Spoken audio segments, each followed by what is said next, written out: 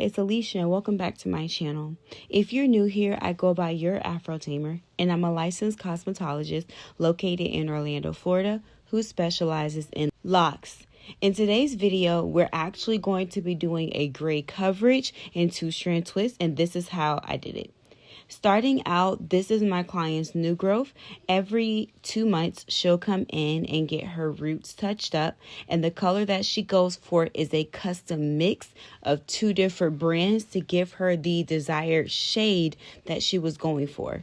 So I'm going to start by dividing her hair up into smaller sections that are about the width of the brush that I use to apply the color. After I have her hair divided into smaller sections, we're going to go ahead and suit up. I'm going to use half a tube of Kenra in the shade RV and half a tube of My Identity in the shade 6. These are the only 2 shades I use on this particular client since this is a custom color, so I never need the entire tube at one time.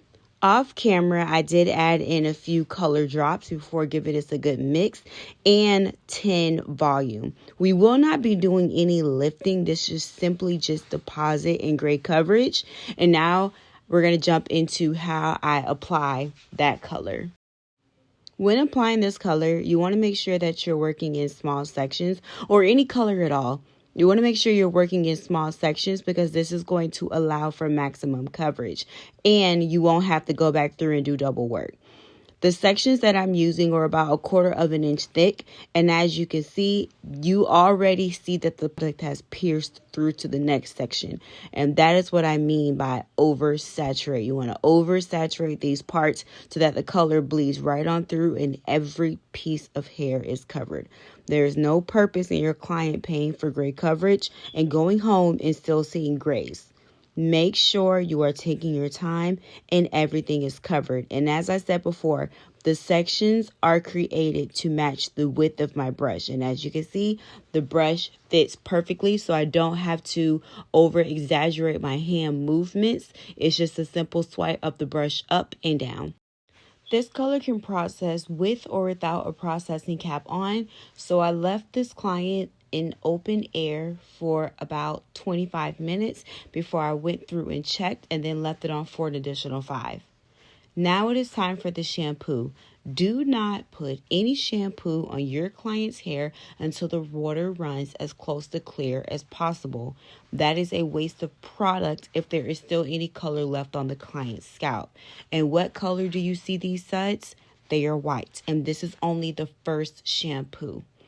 Once I'm done with that shampoo, which took me anywhere from 5 to 7 minutes, I'm now going to go in with the second shampoo and focus more on her strands, as the first shampoo was mostly focused on her scalp.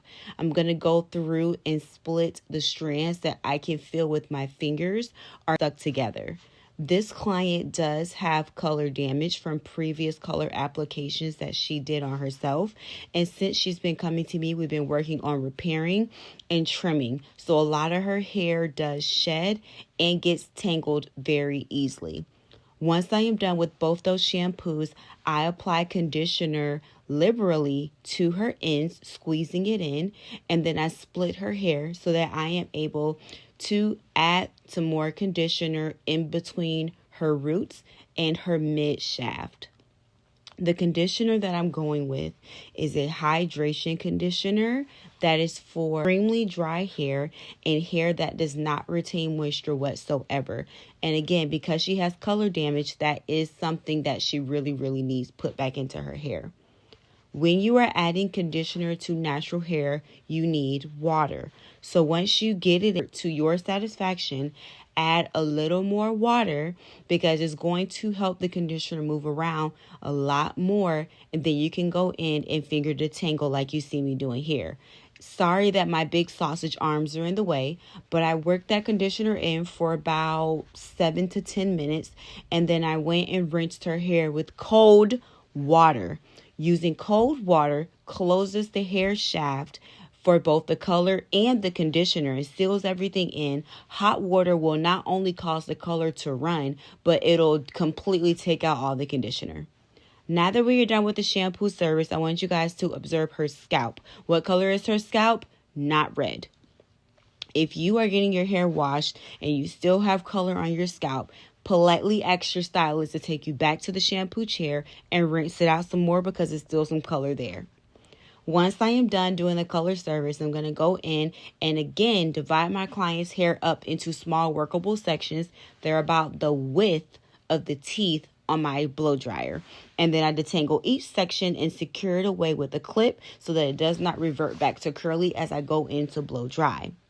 For my choice of blow dryer, I prefer Silver Bird. I've had this blow dryer for over 7 years and it has given me no problems. The teeth is like a hard, like rubbery plastic, which is a lot safer on natural hair versus the hard plastic ones you get from the hair store, which pulls and snags at our hair. This simply glides right through even with no product on her hair. When you are blow drying, start with the ends and work your way to the root and take your time to rake the blow dryer through. When you rush this process, you end up causing more tangles and more tension on your client's scalp than necessary. Now that we're done with the blow dry, I like to go back through and check her hair to make sure her hair is thoroughly stretched out and I didn't miss any spots. For her style, we are doing a full head of 2-strand twists via the brick laid pattern. I just love when braids lay so effortlessly overlapping each other, and I personally just don't like free parts, which is why I don't offer it. This is just my preference as a stylist, and my clients don't really complain about it, or let me not say really because that indicates that some of them do. My clients do not complain whatsoever about my brick laid pattern. They really like it and they really appreciate it because it looks extremely neat and provides fullness. I like to braid first the entire row before I go back in and 2-strand twist. Notice how even my boxes are. One thing Afro Timber does not play about is her parts. My parts are super neat, and anybody can tell you that this for me is the most important part when doing the style. For the 2-strand twist, I personally do them dry. I do not like to add any water-based product while I am doing these twists because I feel like it slows me down as I'm easily chilled and it makes my fingers like feel so cold. So when it's dry, I can get through at a much quicker pace and it just works for me, time management wise. For the 2-strand twist, I like to start the box with a braid.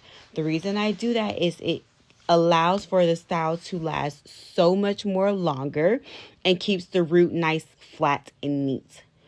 For the 2-strand twist, I twist the 2 pieces between my finger, my thumb, and my pointer finger before I twist down.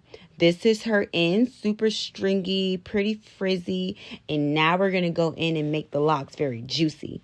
I do so by adding my favorite setting lotion. You can use Lotta Body or Nairobi or whatever you have on hand. And I just rake it through the hair and then blow dry it to give it some extra fullness. And this is what we have left. And look at those ends. Gorgeous, curly, healthy, shiny.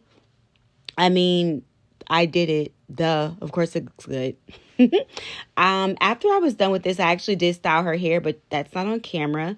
But I want to thank you guys so much for watching my video. And if you have anything you specifically want to see, please comment it down below. And don't forget to follow me on Facebook, TikTok, Instagram. And make sure you like, comment, and subscribe. I really appreciate your time. Good night.